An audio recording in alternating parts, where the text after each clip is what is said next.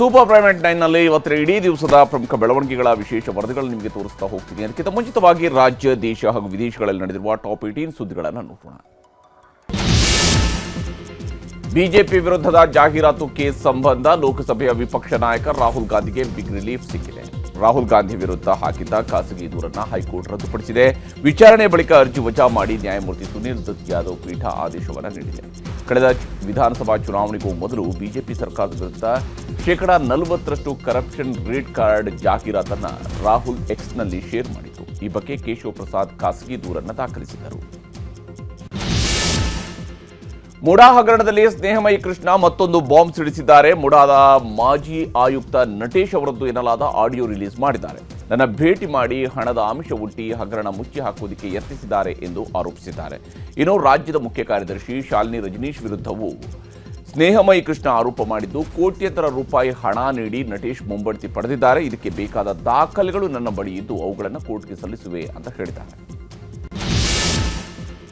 ಸರ್ಕಾರದಿಂದ ಮನೆ ಸಿಗುತ್ತೆ ಅನ್ನೋ ನಿರೀಕ್ಷೆಯಲ್ಲಿದ್ದ ಕೋಗಿರು ಲೇಔಟ್ ನಿರಾಶ್ರಿತರಿಗೆ ಬಿಗ್ ಶಾಕ್ ಎದುರಾಗಿದೆ. ಅಲ್ಲಿನ ನಿರಾಶ್ರಿತರು ಯಾರೂ ಕೂಡ ಅರ್ಹರಿಲ್ಲ, ಹೀಗಾಗಿ ಯಾರಿಗೂ ಮನೆ ನೀಡುವುದಕ್ಕೆ ಸಾಧ್ಯ ಇಲ್ಲ ಅಂತ ಅಧಿಕಾರಿಗಳು ಸಿಎಂಗೆ ಮಾಹಿತಿ ನೀಡಿದ್ದಾರೆ. ಮನೆಗಾಗಿ 245 ಮಂದಿ ಅರ್ಜಿಯನ್ನು ಸಲ್ಲಿಸಿದ್ರು. ಅದರಲ್ಲಿ ಮೊದಲ ಹಂತದಲ್ಲಿ 26 ಅರ್ಜಿಗಳು ಅಂತಿಮಗೊಂಡಿದ್ವು. ಆದರೆ ಈಗ ಮನೆ ಮರೀಚಿಕೆಯಾಗಿದೆ. ಯತೀಂದ್ರ ಅವರು ಟ್ರಾನ್ಸ್ಫರ್ ಮಿನಿಸ್ಟರ್ ಎಂಬ ಬಿಜೆಪಿ ಆರೋಪಕ್ಕೆ ಸಿಎಂ ಪುತ್ರ ಡಾಕ್ಟರ್ ಯತೀಂದ್ರ ಸಿದ್ದರಾಮಯ್ಯ ಫುಲ್ ಗರಂ ಆಗಿದ್ದಾರೆ.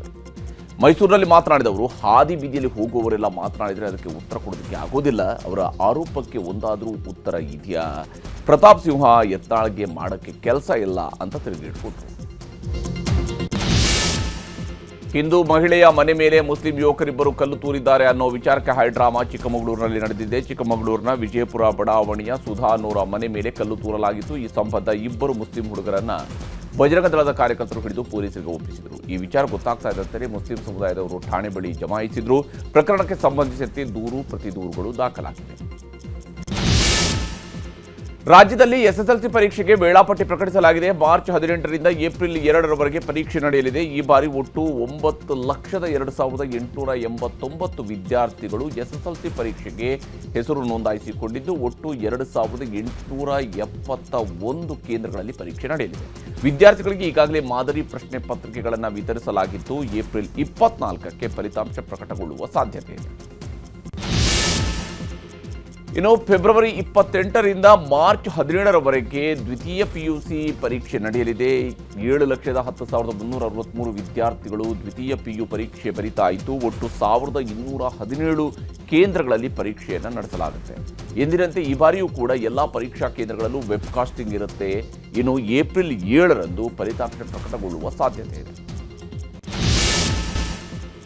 ಬೆಂಗಳೂರಲ್ಲಿ ಹಿಂದಿ ಭಾಷಿಕರ ದರ್ಬಾರ್ ಹೆಚ್ಚಾಗಿದೆ. ಕಟಿಂಗ್ ಶಾಪ್ನಲ್ಲಿ ಮಹಿಳಾ ಸಿಬ್ಬಂದಿ ಕನ್ನಡ ಮಾತಾಡಿ ಎಂದಿದ್ದಕ್ಕೆ ದರ್ಪ ತೋರಿದ್ದಾರೆ. ಗ್ರಾಹಕರಿಗೆ ಬಾಯಿಗೆ ಬಂದಂತೆ ಬೈದು ನಿಂದಿಸಿದ್ದಾಳೆ. ವರ್ತೂರಿನ ಮಧುರಾನಗರದಲ್ಲಿ ಈ ಘಟನೆ ನಡೆದಿದೆ. ವಿಡಿಯೋ ವೈರಲ್ ಆಗ್ತಾ ಇದ್ದಂತೆಯೇ ಮಹಿಳೆ ಕನ್ನಡಿಗರ ಕ್ಷಮೆ ಯಾಚಿಸಿದ್ದಾಳೆ.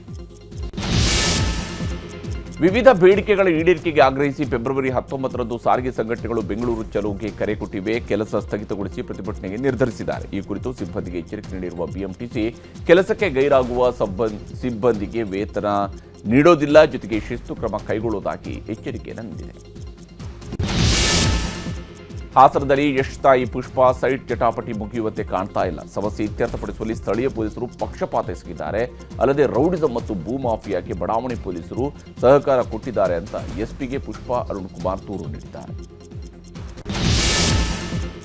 ಅಪ್ರಾಪ್ತನ ರೀಲ್ಸ್ ಹುಚ್ಚಾಟಕ್ಕೆ 23 ವರ್ಷದ ಯುವಕ ಸಾವಿಗೀಡಾಗಿರುವ ಘಟನೆ ದೆಹಲಿಯ ದ್ವಾರಕಾ ರಸ್ತೆಯಲ್ಲಿ ನಡೆದಿದೆ. ಫೆಬ್ರವರಿ 23ರಂದು ಈ ಘಟನೆ ನಡೆದಿದೆ. ರೀಲ್ಸ್ ಮಾಡುವ ಸಲುವಾಗಿ ಬಾಲಕ ವೇಗವಾಗಿ ಸ್ಕಾರ್ಪಿಯೋ ಕಾರು ಚಲಾಯಿಸಿ ಬೈಕಿಗೆ ಡಿಕ್ಕಿ ಹೊಡೆದಿದ್ದು ಸಾಹಿಲ್ ಸ್ಥಳದಲ್ಲಿ ಸಾವಿಗೀಡಾಗಿದ್ದಾನೆ. ಮಗನನ್ನು ಕಳೆದುಕೊಂಡಿರತಕ್ಕಂತಹ ಮೃತ ಸಾಹಿಲ್ ತಾಯಿ ನ್ಯಾಯಕ್ಕಾಗಿ ಕಣ್ಣೀರಿಟ್ಟಿದ್ದಾರೆ. ಅಸ್ಸಾಂನ ಕೋಕ್ರಜಾರ್ ಜಿಲ್ಲೆಯಲ್ಲಿ ಹೆದ್ದಾರಿಯಲ್ಲಿ ತೈಲ ಸಾಗಿಸ್ತಾ ಇದ್ದ ಟ್ಯಾಂಕರ್ ಹೊತ್ತಿ ಉಳಿದಿದೆ. ಕೂಡಲೇ ಸ್ಥಳಕ್ಕೆ ದೌಡಾಯಿಸಿದ ಅಗ್ನಿಶಾಮಕ ದಳದ ಸಿಬ್ಬಂದಿ ಹರಸಾಹಸ ಪಟ್ಟು ಬೆಂಕಿ ನಂದಿಸಿದ್ದಾರೆ. ಇನ್ನು ಮುನ್ನೆಚ್ಚರಿಕಾ ಕ್ರಮವಾಗಿ ಘಟನಾ ಸ್ಥಳದಿಂದ 2 ಕಿಲೋಮೀಟರ್ ವ್ಯಾಪ್ತಿಯನ್ನು ತಾತ್ಕಾಲಿಕವಾಗಿ ರೆಡ್ ಝೋನ್ ಅಂತ ಘೋಷಿಸಲಾಗಿದೆ. ಭಾರತ ಪ್ರವಾಸದಲ್ಲಿರೋ ಫ್ರೆಂಚ್ ಅಧ್ಯಕ್ಷ ಎಮ್ಯಾನ್ಯುಯಲ್ ಮ್ಯಾಕ್ರನ್ ಬೆಳಗ್ಗೆ ಮುಂಬೈನಲ್ಲಿ ಜಾಗಿಂಗ್ ಮಾಡಿದ್ದಾರೆ. ಫುಟ್ಪಾತ್ ಮೇಲೆ ತಮ್ಮ ಸಿಬ್ಬಂದಿ ಜೊತೆಗೆ ಜಾಗಿಂಗ್ ಮಾಡ್ತಿದ್ರು. ಅಲ್ಲಿದ್ದವರಿಗೆ ಅವರು ಯಾರು ಅನ್ನುವಂಥದ್ದು ಗುರುತು ಸಿಕ್ಕಿಲ್ಲ. 3 ದಿನದ ಭಾರತ ಪ್ರವಾಸದಲ್ಲಿರುವ ಮ್ಯಾಕ್ರನ್ ನಾಡಿದ್ದು ದೆಹಲಿಯಲ್ಲಿ ನಡೆಯುತ್ತಿರುವ ಎಐ ಶೃಂಗಸಭೆಯಲ್ಲಿ ಭಾಗಿಯಾಗಲಿದ್ದಾರೆ.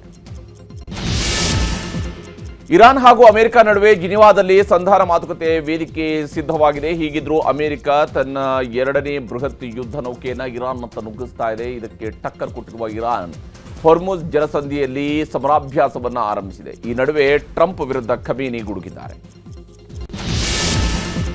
ಭ್ರಷ್ಟಾಚಾರ ಆರೋಪದಲ್ಲಿ ಜೈಲಿನಲ್ಲಿರುವ ಪಾಕ್ನ ಮಾಜಿ ಪ್ರಧಾನಿ ಇಮ್ರಾನ್ ಖಾನ್ಗೆ ಸೂಕ್ತ ಚಿಕಿತ್ಸೆ ನೀಡುವಂತೆ ವಿಶ್ವ ಕ್ರಿಕೆಟ್ನ 14 ಮಂದಿ ಮಾಜಿ ನಾಯಕರುಗಳು ಮನವಿ ಮಾಡಿದ್ದಾರೆ. ಕಪಿಲ್ ದೇವ್, ಸುನಿಲ್ ಗಾವಸ್ಕರ್ ಸೇರಿದಂತೆ ವಿಶ್ವದ ಹಲವು ಕ್ರಿಕೆಟ್ ತಂಡಗಳ ಮಾಜಿ ನಾಯಕರು ಪಾಕ್ ಸರ್ಕಾರಕ್ಕೆ ಪತ್ರ ಬರೆದಿದ್ದಾರೆ. ಇಮ್ರಾನ್ ಖಾನ್ಗೆ ಸಮರ್ಪಕ ಚಿಕಿತ್ಸೆ ಒದಗಿಸುವಂತೆ ಕ್ರಿಕೆಟ್ ದಿಗ್ಗಜರು ಮನವಿ ಮಾಡಿದ್ದಾರೆ. ನೈಜೀರಿಯಾದ ಆಗಸದಲ್ಲಿ ಹಾರಾಡುವಾಗಲೇ ವಿಮಾನದ ಎಂಜಿನ್ ಇದ್ದಕ್ಕಿದ್ದಂತೆ ಸ್ಫೋಟಗೊಂಡಿದೆ. 30,000 ಅಡಿ ಎತ್ತರದಲ್ಲಿ ಹಾರಾಟ ನಡೆಸುವಾಗ ಈ ಘಟನೆ ನಡೆದಿದೆ. ಆರಿಕ್ ಏರ್ ಬೋಯಿಂಗ್ ವಿಮಾನದಲ್ಲಿ ಈ ಘಟನೆ ನಡೆದಿದ್ದು, ಅಲರ್ಟ್ ಆದಂತಹ ಪೈಲಟ್ ತುರ್ತು ಭೂಸ್ಪರ್ಶ ಮಾಡಿದ್ರಿಂದ 80 ಪ್ರಯಾಣಿಕರು ಕೂದಲೆಳೆ ಅಂತರದಲ್ಲಿ ಬಚಾವಾಗಿದ್ದಾರೆ. T20 ವಿಶ್ವಕಪ್ ಟೂರ್ನಿಯಿಂದ ಬಲಿಷ್ಠ ಆಸ್ಟ್ರೇಲಿಯಾ ತಂಡ ಲೀಗ್ ಹಂತದಲ್ಲಿ ಹೊರಬಿದ್ದಿದೆ. ಮಳೆಯಿಂದಾಗಿ ಜಿಂಬಾಬ್ವೆ ಐರ್ಲೆಂಡ್ ಪಂದ್ಯ ರದ್ದಾಗಿದೆ. ಇದರಿಂದ ಎರಡೂ ತಂಡಗಳಿಗೆ ತಲಾ 1 ಅಂಕ ಲಭಿಸಿದ್ದು, ಜಿಂಬಾಬ್ವೆ 5 ಅಂಕಗಳೊಂದಿಗೆ ಸೂಪರ್ 8 ಹಂತಕ್ಕೆ ಅರ್ಹತೆಯನ್ನು ಪಡೆದಿದೆ. ಇದಕ್ಕೂ ಮೊದಲು ಜಿಂಬಾಬ್ವೆ ವಿರುದ್ಧ ಹೀನಾಯವಾಗಿ ಸೋತು ನಿನ್ನೆ ಶ್ರೀಲಂಕಾ ವಿರುದ್ಧವೂ ಸೋಲುವ ಮೂಲಕ ಕೇವಲ 2 ಅಂಕ ಗಳಿಸಿದ ಆಸ್ಟ್ರೇಲಿಯಾ ಟೂರ್ನಿಯಿಂದಲೇ ಹೊರಬಿದ್ದಿದೆ. ಈಗ ಸುದ್ದಿಗಳನ್ನು ವಿವರವಾಗಿ ನೋಡ್ತಾ ಹೋಗೋಣ. ಕುರ್ಚಿ ಕದರದ ಮಧ್ಯೆಯೂ ಕಾಂಗ್ರೆಸ್ ಶಾಸಕರು ಆಸ್ಟ್ರೇಲಿಯಾ, ನ್ಯೂಜಿಲೆಂಡ್ ಟೂರ್ ಹೊರಟಿದ್ದಾರೆ. ಶಾಸಕರ ಟೂರ್ ಬಗ್ಗೆ ಏನೂ ಗೊತ್ತಿಲ್ಲ, ಯಾರು ಸ್ಪಾನ್ಸರ್ ಮಾಡ್ತಾ ಇದ್ದಾರೆ ಅಂತ ಗೊತ್ತಿಲ್ಲ ಎಂದು ಕೆಪಿಸಿಸಿ ಅಧ್ಯಕ್ಷರಾಗಿರುವ ಉಪಮುಖ್ಯಮಂತ್ರಿ ಡಿಕೆ ಶಿವಕುಮಾರ್ ಪ್ರತಿಕ್ರಿಯಿಸಿದ್ದಾರೆ. ಇನ್ನೊಂದು ಕಡೆ ನಾಯಕತ್ವ ಬದಲಾವಣೆ ಬಗ್ಗೆ ಮಾತಾಡುವುದನ್ನ ಬೀದಿ ನಾಯಿಗಳಿಗೆ ಹೋಲಿಸಿದ್ದು ಸಚಿವ ಡಾಕ್ಟರ್ ಎಸ್.ಸಿ. ಮಹದೇವಪ್ಪ. ಈಗ ಮಹದೇವಪ್ಪರವರ ಮಾತಿಗೆ ಶಿವಕುಮಾರ್ ಆಪ್ತ ಶಾಸಕರು ನಿಯತ್ತಿನ ಅಸ್ತ್ರವನ್ನು ಪ್ರಯೋಗಿಸಿದ್ದಾರೆ. ಇಷ್ಟೆಲ್ಲ ನಡೀತಾ ಇದ್ರು, ಇದೆಲ್ಲ ಲೋಕಲ್ ವಿಷಯ, ಇದರ ಬಗ್ಗೆ ನಾನೇನು ಮಾತಾಡೋದಿಲ್ಲ ಅಂತ ಹೇಳಿ ಮಲ್ಲಿಕಾರ್ಜುನ ಖರ್ಗೆ ಅವರು ಸ್ಪಷ್ಟನೆಯನ್ನು ನೀಡಿದ್ದಾರೆ. ನಾವು ಯಾವಾಗಲೂ ಹೋಗ್ತಾ ಇರ್ತೀವಿ ಕುಟುಂಬ ಸಮೇತ, ಅದೇ ರೀತಿ ಈ ಸಲ ನಾವು ಹೋಗ್ತಾ ಇದ್ದೀವಿ. ಯಾರು ಬೇಡ ಇಲ್ಲೇ ಬಿಟ್ಬಿಡ್ತೀವಿ, ಅದು ಹಾಕೊಂಡು ಹಿಂಗೆ ಹೋಗ್ತೀವಿ. ಯಾರೇ ತಡೆಯೋ ಪ್ರಯತ್ನ ಮಾಡಿದ್ರು ಅದು ಸರಿಯಾದಂಥದ್ದಲ್ಲ. ಅವರ ಹಣದಲ್ಲಿ ಎಲ್ಲಿ ಬೇಕಾದ್ರೂ ಹೋಗ್ಬೋದು.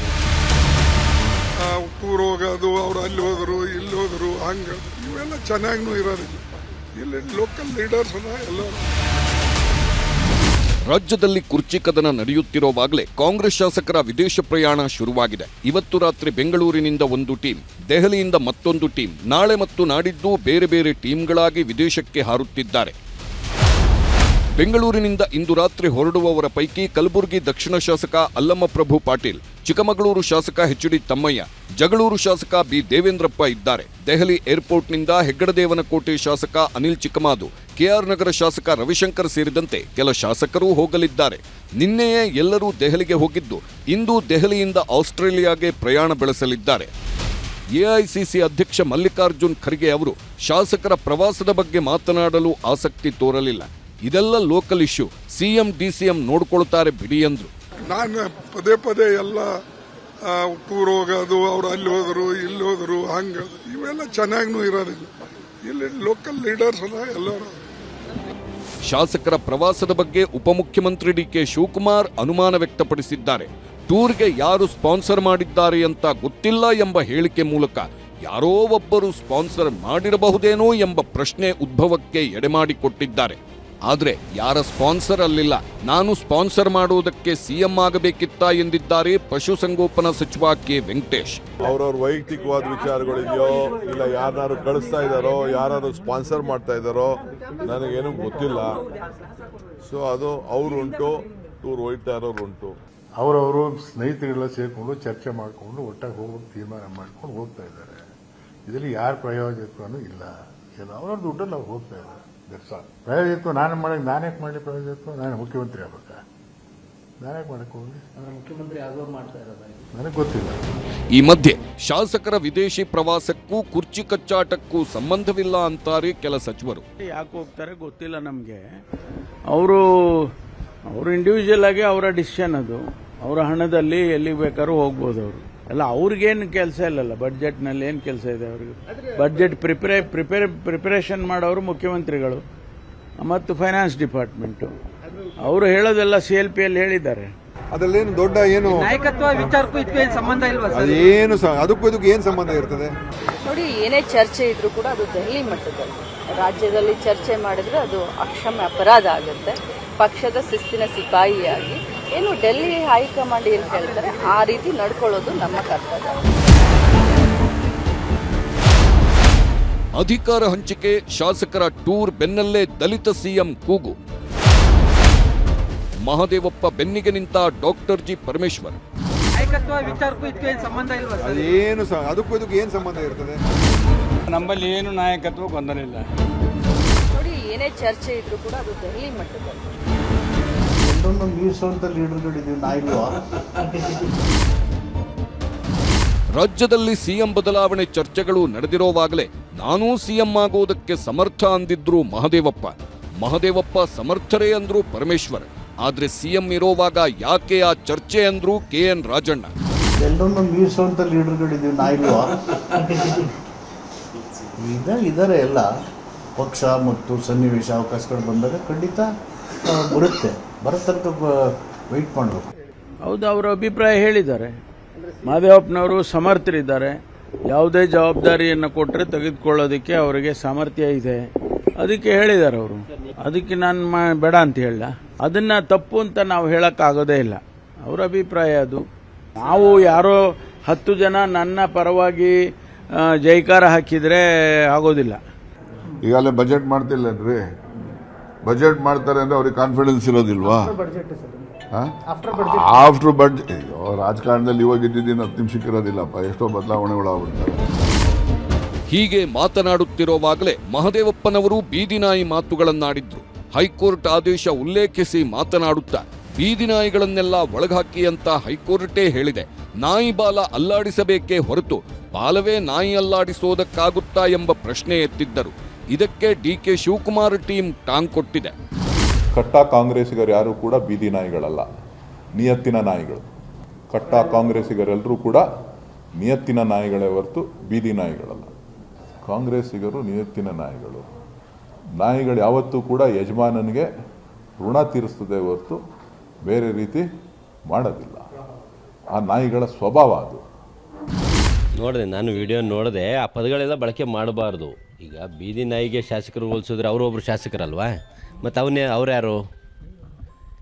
ಈಗ ಬೀದಿ ನಾಯಿ ಬಗ್ಗೆ ಶಾಸಕರನ್ನು ಹೋಲಿಸಿದ್ದಾರೆ ಅವ್ರೀಗ. DK ಸಾಹೇಬ್ರ ಫಾಲೋವರ್ ಇರಲಿ, ಕಾಂಗ್ರೆಸ್ ಫಾಲೋವರ್ ಇರಲಿ, ಸಿದ್ದರಾಮಯ್ಯ ಅವ್ರ ಶಾಸಕರ ಬಗ್ಗೆ ಮಾತಾಡಿದ್ದಾರೆ.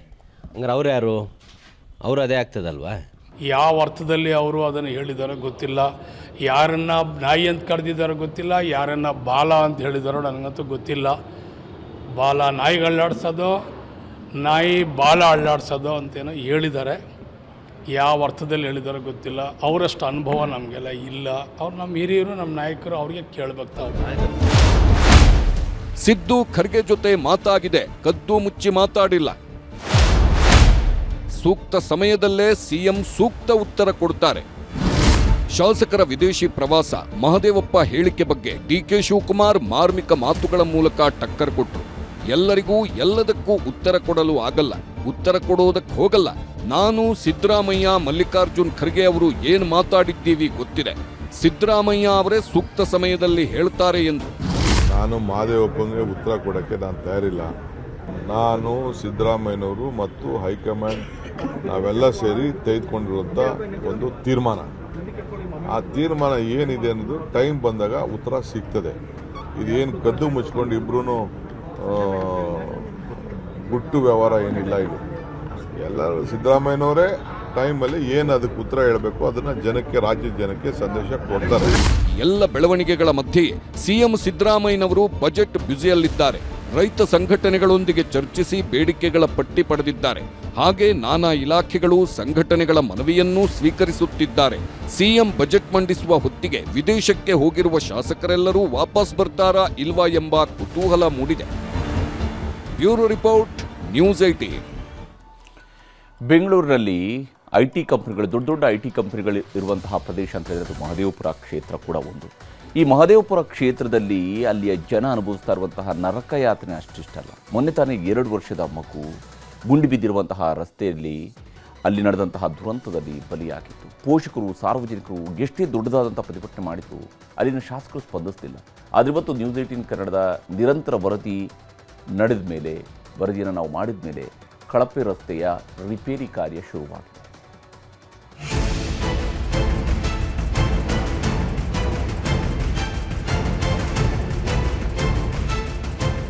ಮಹದೇವಪುರ ವಿಧಾನಸಭೆ ಕ್ಷೇತ್ರ. ಇಲ್ಲಿ ದೊಡ್ಡ ದೊಡ್ಡ ಐಟಿ-ಬಿಟಿ ಕಂಪನಿಗಳಿವೆ. ಕೇಂದ್ರ ರಾಜ್ಯ ಸರ್ಕಾರದ ದೊಡ್ಡ ದೊಡ್ಡ ಕೈಗಾರಿಕೆಗಳಿವೆ. School, college, ಹೋಟೆಲ್ಗಳಿವೆ. ಲಕ್ಷಾಂತರ ಜನ ವಾಸ ಮಾಡೋ ಈ ಏರಿಯಾದಿಂದ ಸಾವಿರಾರು ಕೋಟಿ ತೆರಿಗೆನೂ ಸಂಗ್ರಹ ಆಗುತ್ತೆ. ಇಂಥ ಕ್ಷೇತ್ರಕ್ಕೆ ಮಂಜುಳಾ ಲಿಂಬಾವಳಿ ಅನ್ನೋ ಶಾಸಕಿಯನ್ನ ಬಿಜೆಪಿಯಿಂದ ಜನ ಆಯ್ಕೆ ಮಾಡಿದ್ದಾರೆ. ಆದರೆ ಶಾಸಕಿಗೆ ಅವರ ಕ್ಷೇತ್ರದಲ್ಲಿ ಏನಾಗ್ತಾ ಇದೆ ಅನ್ನೋ ಸಣ್ಣ ಪರಿಜ್ಞಾನವೂ ಇರಲಿಲ್ಲ. ಹದಗೆಟ್ಟು ಹೋದ ಗುಂಡಿ ರಸ್ತೆಯಲ್ಲಿ ಬೈಕ್ನಲ್ಲಿದ್ದ 2 ವರ್ಷದ ಮಗು ರಸ್ತೆ ಮೇಲೆ ಬಿದ್ದು ಕಾರು ಹರಿದು ಜೀವ ಬಿಟ್ಟಿದ್ರು ಶಾಸಕಿಗೆ ಗೊತ್ತೇ ಇರಲಿಲ್ಲ. ನೂರಾರು ಜನ ರಸ್ತೆ ಸರಿಪಡಿಸಿ ಅಂತ ಕೇಳಿದ್ರು ಮಂಜುಳಾ ಲಿಂಬಾವಳಿ ಜನರ ದೂರು ಸ್ವೀಕರಿಸೋಕೂ ಬರಲಿಲ್ಲ. ಆದರೆ ಪೊಲೀಸರು ಬಂದ್ರು.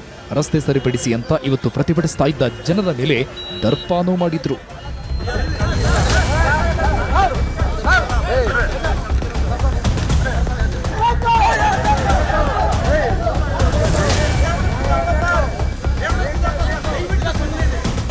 ಕೊನೆಗೆ ಸಿಟ್ಟಿಗೆದ್ದ ಜನ ಶಾಸಕಿ ಮಂಜುಳಾ ಮೇಲೆ ಸಂಸದ ಪಿಸಿ ಮೋಹನ್, ಕಿತ್ತಗನೂರು ಗ್ರಾಮ ಪಂಚಾಯಿತಿ ಪಿಡಿಒ ನರ್ಮದಾ ವಿರುದ್ಧವೂ ಆಕ್ರೋಶ ವ್ಯಕ್ತಪಡಿಸಿದ್ರು. ಕೈ ಮುಗಿತೀವಿ, ವೋಟ್ ಹಾಕಿದ ತಪ್ಪಿಗೆ ರಸ್ತೆ ರೆಡಿ ಮಾಡಿ ಅಂತ ಮೃತ ಮಗುವಿನ ಕುಟುಂಬದ ಸದಸ್ಯರು ಮನವಿ ಮಾಡಿದ್ರು. ಕ್ಯಾರೆ ಅಂದಿರಲಿಲ್ಲ. ನಮಗೆ ನ್ಯಾಯ ಕೊಡಿಸಿ ಸರ್, ನಾವೇನು ಕೇಳ್ತಲ್ಲ. ನಮ್ಗೆ ಅವ್ರ ಕಡೆಯಿಂದ ಬೇರೆ ಏನು ಬೇಡ. ನಮಗೆ ರಸ್ತೆ ಇದು ನೆಕ್ಸ್ಟ್ ಈ ಥರ ಆಗಬಾರ್ದು ಸರ್. ಈ ರಸ್ತೆನ ದಯವಿಟ್ಟು ಅಭಿವೃದ್ಧಿ ಮಾಡಿಕೊಡಿಸಿ ಸರ್. ಕೈ ಮುಗಿದು ಕೇಳ್ಕೊತೀವಿ. ನಮ್ಮ MLA ಹತ್ರ, ನಮ್ಮ ಮೆಂಬರ್ಗಳ ಹತ್ರ, PDOಗಳ ಹತ್ರ ಅವ್ರು ಬೇಕಾದ್ರೆ ಅವ್ರಿಗೆ ಸಾಷ್ಟಾಂಗ ಕಾಲ್ಗೋ ಬೀಳ್ತೀವಿ ಸರ್. ವೋಟ್ ಹಾಕಿರೋ ತಪ್ಪಿಗೆ ನಾವು ಏನು ಬೇಕೋ ಮಾಡ್ತೀವಿ, ಅಷ್ಟೇ ಮಾಡಬೇಕಾಗಿರೋದು ಸರ್. ದಯವಿಟ್ಟು ನಮ್ಗೆ ರಸ್ತೆ ಮಾಡಿಕೊಡಿ ಸರ್. ರಸ್ತೆ, ದೀಪ, ಮೋರಿ, ಈ 3 ಡ್ರೈನೇಜ್ಗಳು, ಈ 3 ಮಾಡ್ಕೊಡಿ ಅಂತ ನಾವು ಕೇಳ್ಕೊತಾ ಇದೀವಿ ಸರ್. ನಮ್ಗೆ ಆಗಿದ್ದು ಯಾರಿಗೂ ಆಗ್ಬಾರ್ದು ಸರ್. ಮೇಡಮ್ 6 ತಿಂಗಳಿಂದ ಇದು ಸಮಸ್ಯೆ. ರೋಡ್ ಕಿತ್ತಾಗಿದ್ದರಿಂದ ಇದೇ ಪ್ರಾಬ್ಲಮ್ ಆಗ್ತಾ ಇದೆ ಮೇಡಮ್. ಆಕ್ಚುಲಿ ಈ ರೋಡ್ ಕಿತ್ತಾಗಿದ್ದರಿಂದ 5 ಜನ ಸತ್ತಿದ್ದಾರೆ ಮೇಡಮ್. ಇದೇ ಟರ್ನಿಂಗ್ ಅಲ್ಲಿ 5 ಜನ ಸಾವಾಗಿದೆ ಮೇಡಮ್. ಒಂದ್ ಮಗು 2 ವರ್ಷದ ಮಗು ಸತ್ತಿದೆ. ದಯವಿಟ್ಟು ಅರ್ಥ ಮಾಡ್ಕೊಳ್ಳಿ. ಅರ್ಥ ಆಯ್ತಾ? ದಯವಿಟ್ಟು 16,000 ಕೋಟಿ ಕೊಟ್ಟು ಟನಲ್ ಮಾಡೋದಲ್ಲ, ಬೇಸಿಕ್ ರೋಡ್ಸ್ ಮಾಡಿ ಬೆಂಗಳೂರಿಗೆ. ಓಟ್ ಹಾಕಿಸಿಕೊಂಡವರು, ಸರ್ಕಾರದ ಸಂಬಳ ತಿಂದು ಬೆಚ್ಚಗಿದ್ದವರು ಕ್ಯಾರೆ ಅನ್ನದಿದ್ದಾಗ ಜನರ ಧ್ವನಿಯಾಗಿ ಜೊತೆ ನಿಂತಿದ್ದು ನ್ಯೂಸ್ 18 ಕನ್ನಡ. ಮಗು ತ್ರಿಶೂಲ್ ಸಾವಿನಿಂದ ಹಿಡಿದು ಅಧಿಕಾರಿಗಳು, ಶಾಸಕರ ಹೊಣೆಗೇಡಿತನವನ್ನು ನಿನ್ನೆಯಿಂದ ನಿರಂತರವಾಗಿ ವರದಿ ಮಾಡಿದ್ವಿ. ಈಗ ಮಗುವನ್ನ ಬಲಿ ಪಡೆದ ರಸ್ತೆಗೆ ಮುಕ್ತಿ ಸಿಕ್ತಿದೆ.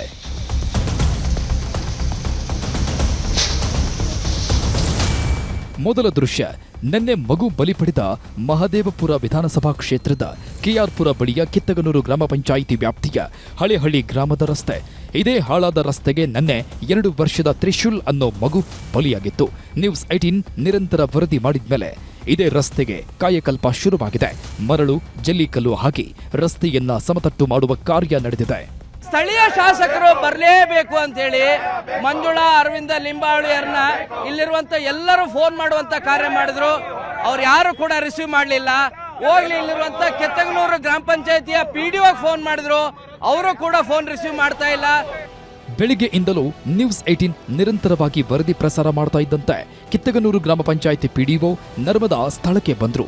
ಇವತ್ತೇ ಮರಳು, ಜಲ್ಲಿಕಲ್ಲು ಹಾಕಿ ರಸ್ತೆ ಸರಿಪಡಿಸ್ತೀವಿ, ಆಮೇಲೆ ಹಿರಿಯ ಅಧಿಕಾರಿಗಳು, ಶಾಸಕರ ಗಮನಕ್ಕೆ ತಂದು ಡಾಂಬರ್ ಹಾಕಿಸ್ತೀವಿ ಅಂತ ಕೆಲಸನೂ ಶುರು ಮಾಡಿಸಿದ್ರು. ಜೀವ ಕೊಡಕ್ಕೆ ಯಾರ ಕೈಯಲ್ಲೂ ಸಾಧ್ಯ ಇಲ್ಲ. ಹಂಗಂತ ನಾವು ಜೀವ ತೆಗೆಯುವಂತ ಅಧಿಕಾರಿಗಳು ಖಂಡಿತ ಅಲ್ಲ. ಸತ್ಯವಾಗ್ಲೂ ನಾವು ಪ್ರಾಮಾಣಿಕವಾದ ಒಂದು ಪ್ರಯತ್ನವನ್ನ ಮಾಡ್ತಾ ಇದೀವಿ. ಇನ್ನ ಎಷ್ಟು ದಿನದಲ್ಲಿ ಅಂತ ಹೇಳಕ್ಕಾಗಲ್ಲ ಸರ್. ಶಾಸಕರಿಗೆ ನಾವು ಮಾಹಿತಿನ ಕೊಟ್ಟಿದ್ದೀವಿ. ಅವರು ಈಗ ರಸ್ತೆ ಒಂದು ಕೆಲಸನ ಮುಗಿಸ್ಕೊಡ್ತೀವಿ ಅಂತ ಹೇಳಿ. ಕಳೆದ 6 ತಿಂಗಳಿಂದ ಮನವಿ ಮಾಡಿದ್ರೂ ಆಗದ ಕಾರ್ಯ ಕೆಲವೇ ಗಂಟೆಗಳಲ್ಲಿ ಆಯಿತು. ಆದರೆ ಇದೇ ಕೆಲಸ ಮೊದಲೇ ಮಾಡಿದ್ರೆ ನಮ್ಮ ಮಗು ಉಳಿತಾ ಇತ್ತು ಅಂತ ತ್ರಿಶೂಲ್ ತಾತ ಬೇಸರ ವ್ಯಕ್ತಪಡಿಸಿದ್ರು. ಜೊತೆಗೆ ನ್ಯೂಸ್ 18ಗೂ ಧನ್ಯವಾದ ತಿಳಿಸಿದ್ರು. ಸರ್, ಇದು ತುಂಬ ಒಳ್ಳೆ ಬೆಳವಣಿಗೆ. ನಮ್ಗೆ ಒಂದು ಕಡೆ ನೋವಿದ್ರೂ ಇದು ಒಂದು ಸಂತೋಷಕರವಾದ ವಿಷಯ. ಇದಕ್ಕೆ ನಾವು ತುಂಬುವುದರಿಂದ ಧನ್ಯವಾದ ಹೇಳ್ತೀವಿ ನಿಮ್ಮ ನ್ಯೂಸ್ 18ಗೆ. ಯಾಕೆಂದರೆ ಇದು ನೀವು ಇಲ್ಲದೇ ಇದ್ದರೆ ಇದು ಸಾಧ್ಯನೇ ಆಗ್ತಾ ಇರಲಿಲ್ಲ. ಇವತ್ತು ಏನಾದರೂ ಒಂದು ಒಳ್ಳೆ ಕೆಲಸ ಆಗ್ತಾ ಇದೆ ಅಂತಂದರೆ, ಈ ನಮ್ಮ ಮಗುದು ಪ್ರಾಣ ತ್ಯಾಗ ಆದಮೇಲೆ ಇದಾಗ್ತಾ ಇದೆ ಅಂದರೆ ನಾವು ಧನ್ಯವಾದ ಹೇಳಬೇಕು ನಮ್ಮ ನ್ಯೂಸ್ ಮೀಡಿಯಾಗೆ ಮತ್ತು ಇಲ್ಲಿರೋ ಸಿಟಿಸನ್. ನ್ಯೂಸ್ 18 ವರದಿ ಬಳಿಕ ರಸ್ತೆ ಕಾಮಗಾರಿ ಪ್ರಕ್ರಿಯೆ ಶುರು ಮಾಡಿದ್ದಾರೆ. ಆದರೆ ಇದು ತಾತ್ಕಾಲಿಕ ಪರಿಹಾರ ಅಷ್ಟೇ. ಈ ರಸ್ತೆಗೆ ಡಾಂಬರ್ ಹಾಕಿಸುವ ಭರವಸೆಯನ್ನು ಅಧಿಕಾರಿಗಳು ಕೊಟ್ಟಿದ್ದಾರೆ. ನ್ಯೂಸ್ 18 ನಿರಂತರವಾಗಿ ವರದಿಯನ್ನು ಮಾಡುತ್ತೆ, ಅದರ ಪರಿಶೀಲನೆಯನ್ನು ಕೂಡ ಮಾಡುತ್ತೆ. ಅಧಿಕಾರಿಗಳನ್ನು ಎಚ್ಚರಗೊಳಿಸುವಂಥ ಕಾರ್ಯ ಅನಿವಾರ್ಯವಾಗಿ ಮಾಡಬೇಕಾಗಿದೆ. ಇದು ನ್ಯೂಸ್ 18 ಇಂಪ್ಯಾಕ್ಟ್ ವರದಿ. ಕ್ಯಾಮ್ರಾ ಪರ್ಸನ್ ನೂರ್ ಅಹಮದ್ ಜೊತೆ ಶರಣು ಹಂಪಿ, ನ್ಯೂಸ್ 18. ಭಾರತದಲ್ಲಿ ಐತಿಹಾಸಿಕ ಎಐ ಶೃಂಗಸಭೆ ನಡೀತಾ ಇದೆ. ಈ ಎಐ ಶೃಂಗಸಭೆಯಲ್ಲಿ ಫ್ರಾನ್ಸ್ ಅಧ್ಯಕ್ಷ ಮ್ಯಾಕ್ರಾನ್ ಸೇರಿದಂತೆ 100 ದೇಶಗಳ ಪ್ರತಿನಿಧಿಗಳು ಭಾಗಿಯಾಗಿದ್ದರು. ಇದೇ ವೇಳೆ ಭಾರತ ಮತ್ತು ಫ್ರಾನ್ಸ್ ನಡುವೆ ದ್ವಿಪಕ್ಷೀಯ ಒಪ್ಪಂದಗಳಿಗೂ ಕೂಡ ಸಹಿ ಬಿದ್ದಿದೆ. ಕೋಲಾರದಲ್ಲೂ ದೇಶದ ಮೊದಲ ಖಾಸಗಿ ಹೆಲಿಕಾಪ್ಟರ್ ಘಟಕಕ್ಕೂ ಇದೇ ವೇಳೆ ಚಾಲನೆ ಸಿಕ್ಕಿದೆ.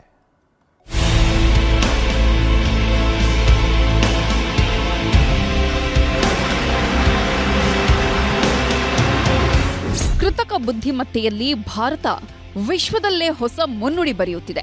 ಮುಂಬೈ ಮತ್ತು ದೆಹಲಿಯಲ್ಲಿ ಎಐ ಇಂಪ್ಯಾಕ್ಟ್ ಶೃಂಗಸಭೆಯನ್ನ ಭಾರತ ಆಯೋಜಿಸಿದ್ದು 100ಕ್ಕೂ ಹೆಚ್ಚು ದೇಶಗಳ ಪ್ರತಿನಿಧಿಗಳು, 20 ರಾಷ್ಟ್ರಗಳ ಮುಖ್ಯಸ್ಥರು, 40ಕ್ಕೂ ಹೆಚ್ಚು ಜಾಗತಿಕ ತಂತ್ರಜ್ಞಾನ ಸಿಇಒಗಳನ್ನ ಒಟ್ಟುಗೂಡಿಸಿದೆ. ಸುರಕ್ಷತೆ, ಡಿಜಿಟಲ್ ಮೂಲಸೌಕರ್ಯ, ಪ್ರತಿಭೆಗಳ ಅನಾವರಣ, ಹೂಡಿಕೆಯಲ್ಲಿ ಎಐ ಕ್ರಾಂತಿ ಸೃಷ್ಟಿಸ್ತಾ ಇರುವ ಭಾರತ ಜಾಗತಿಕ ನಾಯಕತ್ವಕ್ಕಾಗಿ ಮುನ್ನುಡಿ ಇಟ್ಟಿದೆ. 2ನೇ ದಿನದ ಎಐ ಶೃಂಗಸಭೆಗೆ ಇವತ್ತು ಫ್ರಾನ್ಸ್ ಅಧ್ಯಕ್ಷ ಇಮ್ಯಾನ್ಯುಯಲ್ ಮ್ಯಾಕ್ರನ್ ಕೂಡ ಸಾಕ್ಷಿಯಾದರು.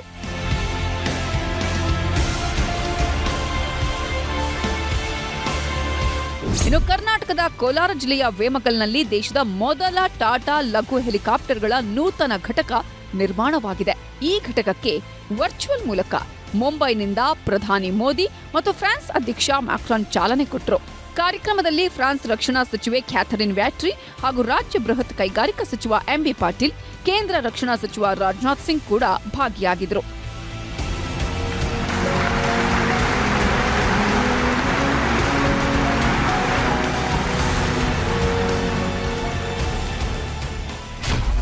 Tata advance system limited Airbus ಹೆಸರಿನ ದೇಶದ ಮೊದಲ ಖಾಸಗಿ ಘಟಕ ಇದು. H-125 ಮಾದರಿ ಹೆಲಿಕಾಪ್ಟರ್ಗಳ ನಿರ್ಮಾಣಗಳು ಇಲ್ಲಿ ಆಗುತ್ತೆ. ಒಟ್ಟು 50 ಎಕರೆಯಲ್ಲಿ ನಿರ್ಮಾಣವಾಗಿದೆ ಟಾಟಾ ಕಂಪನಿ ಏರ್ಬಸ್ ಘಟಕ. ಇದು ಪ್ರತಿ ವರ್ಷ 10 ಹೊಸ ಹೆಲಿಕಾಪ್ಟರ್ಗಳ ಉತ್ಪಾದನೆಯನ್ನ ಮಾಡಲಿದೆ. ಇದರಿಂದ ಸ್ಥಳೀಯವಾಗಿ ಉದ್ಯೋಗ ಸೃಷ್ಟಿಗೆ ದೊಡ್ಡ ಅನುಕೂಲವಾಗಲಿದೆ. ವೇಮಗಲ್ ಹೆಲಿಕಾಪ್ಟರ್ ಘಟಕ ಉದ್ಘಾಟನೆಗೂ ಮೊದಲು ಫ್ರಾನ್ಸ್ ಅಧ್ಯಕ್ಷ ತಮ್ಮ ಪತ್ನಿ ಜೊತೆ 26/11 ಉಗ್ರರ ದಾಳಿಯಲ್ಲಿ ಮಡಿದವರಿಗೆ ತಾಜ್ ಹೋಟೆಲ್ನಲ್ಲಿ ಸಂತಾಪ ಸೂಚಿಸಿದರು. ಮುಂಬೈ ಉಗ್ರ ದಾಳಿಯನ್ನ ಖಂಡಿಸಿದ ಉಭಯ ನಾಯಕರು ಬಳಿಕ ಮಹಾರಾಷ್ಟ್ರದ ಲೋಕಭವನದಲ್ಲಿ ಭಾರತ ಮತ್ತು ಫ್ರಾನ್ಸ್ ನಡುವೆ ವ್ಯಾಪಾರ ಒಪ್ಪಂದಗಳಿಗೆ ಸಹಿ ಹಾಕಿದರು. ಜಗತ್ತು ಅನಿಶ್ಚಿತತೆಯ ಅವಧಿಯನ್ನ ಎದುರಿಸುತ್ತಿದೆ. ಈ ವಾತಾವರಣದಲ್ಲಿ ಭಾರತ ಫ್ರಾನ್ಸ್ ಪಾಲುದಾರಿಕೆ ಜಾಗತಿಕ ಸ್ಥಿರತೆಗೆ ಒಂದು ಶಕ್ತಿಯಾಗಿದೆ ಅಂದ್ರು ಮೋದಿ. फ्रेंड्स, वर्ष 2026 भारत और यूरोप के संबंधों में एक टर्निंग पॉइंट है. कुछ ही दिन पहले हमने यूरोपियन यूनियन के साथ भारत के इतिहास का सबसे बड़ा और महत्वाकांक्षी फ्री ट्रेड एग्रीमेंट किया. यह फ्री ट्रेड एग्रीमेंट भारत और फ्रांस संबंधों में भी अभूतपूर्व गति लाएगा. ಇನ್ನು ಭಾರತದಲ್ಲಿ ನಡೀತಾ ಇರುವ ಎಐ ಶೃಂಗಸಭೆ ಭವಿಷ್ಯದ ಭಾರತಕ್ಕೆ ಬುನಾದಿ ಹಾಕಲಿದೆ ಅಂದ್ರು ರಿಲಯನ್ಸ್ ಜಿಯೋ ಸಂಸ್ಥೆ chairman Akash Ambani. This will always give the motivation for us to develop solutions that benefit all of India. If this vision comes together, it will take India to the next level of nation and realize our dreams of being a $1 trillion economy. ನಾಳೆ ದೆಹಲಿಯ Bharat ಮಂಟಪಂನಲ್ಲಿ AI ಶೃಂಗಸಭೆ ಸಮಾರೋಪ ಸಮಾರಂಭ ನಡೆಯಲಿದೆ. Bharat AI ತಂತ್ರಜ್ಞಾನದಲ್ಲಿ ಮತ್ತಷ್ಟು ಒಡಂಬಡಿಕೆಗಳಿಗೆ ಸಹಿ ಹಾಕಲಿದೆ.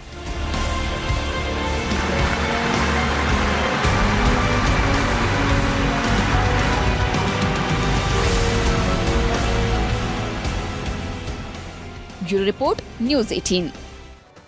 ಭ್ರಷ್ಟಾಚಾರ ಗಲಭೆಗಳು ಕೋಮು ದಳ್ಳೂರಿಯಲ್ಲಿ ಬೇಯ್ತಾ ಇದ್ದಂತಹ ಬಾಂಗ್ಲಾದೇಶದಲ್ಲಿ ತಾರಿಕ್ ರೆಹಮಾನ್ ಯುಗಾರಂಭ ಆಗಿದೆ. ಅಲ್ಪಸಂಖ್ಯಾತ ಹಿಂದೂಗಳ ನರಮೇಧ ನಡೆಸಿದಂತಹ ನಾಡಿನಲ್ಲಿ ಹಿಂದೂ ನಾಯಕನಿಗೂ ಕೂಡ ಸಚಿವ ಸ್ಥಾನ ಸಿಗಿದೆ. ಇನ್ನೊಂದು ಕಡೆ ಭಾರತ ಮತ್ತು ಬಾಂಗ್ಲಾ ನಡುವೆ ಸ್ನೇಹಮಯ ವಾತಾವರಣ ನಿರ್ಮಿಸಲು ಮೋದಿ ಸರ್ಕಾರವು ಕೂಡ ತಾರಿಕ್ ಸರ್ಕಾರಕ್ಕೆ ಸಂದೇಶವನ್ನು ಕಳಿಸಿದೆ.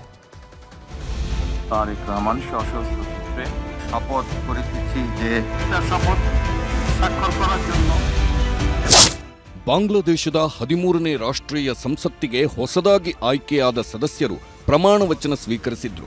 ಮುಖ್ಯ ಚುನಾವಣಾ ಆಯುಕ್ತ ಎಎಂಎಂ ನಾಸಿರುದ್ದೀನ್ ಸಂಸತ್ ಸಂಕೀರ್ಣದ ದಕ್ಷಿಣ ಪ್ಲಾಜಾದಲ್ಲಿ ಸಂಸದರಿಗೆ ಪ್ರಮಾಣ ವಚನ ಬೋಧಿಸಿದರು. ಬಾಂಗ್ಲಾದೇಶ ರಾಷ್ಟ್ರೀಯತಾವಾದಿ ಪಕ್ಷ 297 ಸ್ಥಾನಗಳಲ್ಲಿ 211 ಸ್ಥಾನಗಳನ್ನು ಗೆಲ್ಲುವ ಮೂಲಕ ಬಹುಮತವನ್ನು ಗಳಿಸಿದ್ದು, ಬಾಂಗ್ಲಾದೇಶದ ನೂತನ ಪ್ರಧಾನಮಂತ್ರಿಯಾಗಿ ಬಿಎನ್ಪಿ ಅಧ್ಯಕ್ಷ ತಾರಿಕ್ ರೆಹಮಾನ್ ಪ್ರಮಾಣ ವಚನ ಸ್ವೀಕರಿಸಿದ್ದು, ಬಾಂಗ್ಲಾದೇಶದಲ್ಲಿ ಅಶಾಂತಿ ತೊಡೆದು ಹಾಕುವ ಸಂಕಲ್ಪ ಮಾಡಿದ್ದಾರೆ.